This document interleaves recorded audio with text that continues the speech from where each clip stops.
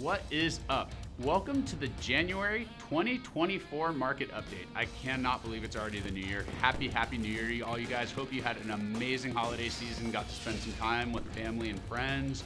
If you've made a resolution, it's like mid-January, so hopefully you're sticking to it. If not, hey, get back on it. You still got time, so hopefully that's all going great for you guys.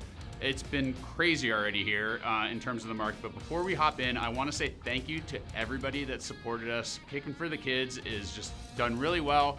We're going to raise over $10,000 when it's all said and done, and we just want to thank you guys all so much for your support. Next year is going to be even bigger and better, and we're really excited, but thank you guys all so much. In terms of what's going on with the markets and the economy, you guys may have been paying attention to a lot of this, but inflation reading just came out. CPI, Consumer Price Index inflation, just came out, and it came in what they call hotter or higher than they expected. So it was up 0.3%, and that was more than the market was expecting. And so what does that mean? Well, what it means for the Fed is they have been kind of projecting multiple interest rate cuts through this year, but that's because they're expecting that the economy is going to soften enough, and also that inflation is going to come down close enough to their 2% target that they'll be able to cut those rates. So this is something to kind of pay attention to as we go into next year, because if this inflation reading keeps being higher than expected, it's not going to let the Fed cut rates as they were planning on doing. So that's a holistic CPI reading for the whole country. Interestingly enough, in Phoenix, when the market was super crazy kind of during COVID and a little after that, our inflation here was running over 13% in Metro Phoenix when the rest of the country was kind of running around 9%. But this past year, so in 2023, our inflation was only 2.7% in Phoenix. So we're actually running below a lot of major metropolitan areas. So that's actually good news for all of us. It means it's not costing us more to live now compared to it was last year. And so that's a good thing, because 13% was completely unsustainable. So what does that mean for our market? Well, from December to January, our active inventory is down about 1,000 houses, which is kind of unusual because usually in January is we'll start to see inventory pick up as people have gotten through the holidays and they're listing their houses, but we're not seeing so much of that. Our under contracts and pendings are up a couple hundred from last month, which that's kind of normal because, again, now that people are through the holidays, they're starting to think about these things again and maybe be more in a buying mode.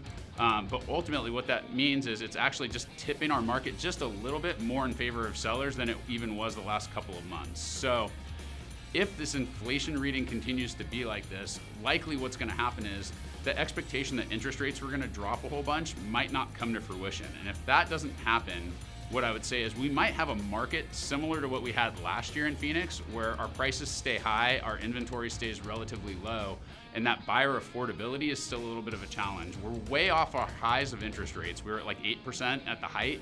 We're down in the mid sixes, and for like FHA and VA, we're down even in the fives, like upper fives.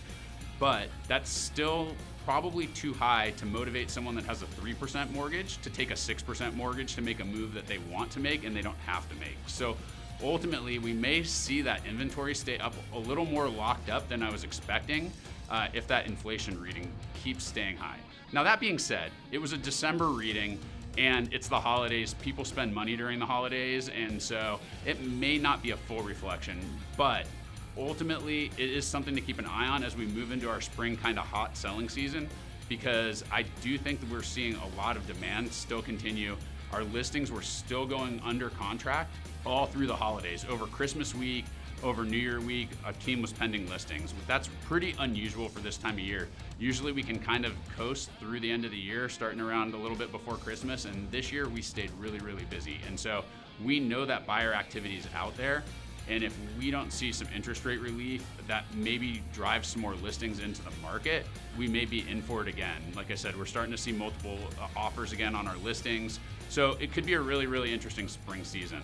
So what does that mean? Well, if you're a buyer, it's something to be aware of. And as we talk about all the time, you shouldn't be buying a house based on the interest rate or what you think the market's going to do, if it's going to go way up or way down. You should be buying a house because it's the right time for you to buy a house. And so I think as a buyer, that's still the same thing to keep in mind. There's no way to predict what's actually going to happen. We have an election coming up this year. There's all kinds of things that could be happening. But ultimately, if you can afford it and you want to buy a house, I don't think it's ever a bad time to buy a house, personally. because over time, it's proven to be a really solid investment. And as long as you don't have to sell too quickly, it's always going to turn out fine in the long run. If you're a seller, yeah, it's a little trickier, right? Because if no more inventory comes on the market, maybe we start to see prices increase again. But again, if rates don't drop and that buyer affordability doesn't really improve, it may be a situation, again, like last year, where we see multiple offers, but there may be some at list price or below list price. They're not bidding war type situations. And so even as a seller, I think trying to time this market and get it exactly perfect is kind of a fool's errand. What you really want to think about is, again, your timing. Where are you moving? What's the appropriate timing for it? Do you have kids' school considerations or work considerations to think about? Those type of things. And then obviously we'll be able to help you kind of guide through what that timing looks like and the way to absolutely maximize your profit during, whenever that is. That's what we've got for this month. If you guys have any questions, please reach out. I'm actually really looking forward to next month's market update, because I think a lot's going to happen between now and then that's really going to tell us where the economy is probably heading for now. But if you have questions, reach out. We'd love to talk to you and see how we can help. Thanks so much and have a great day.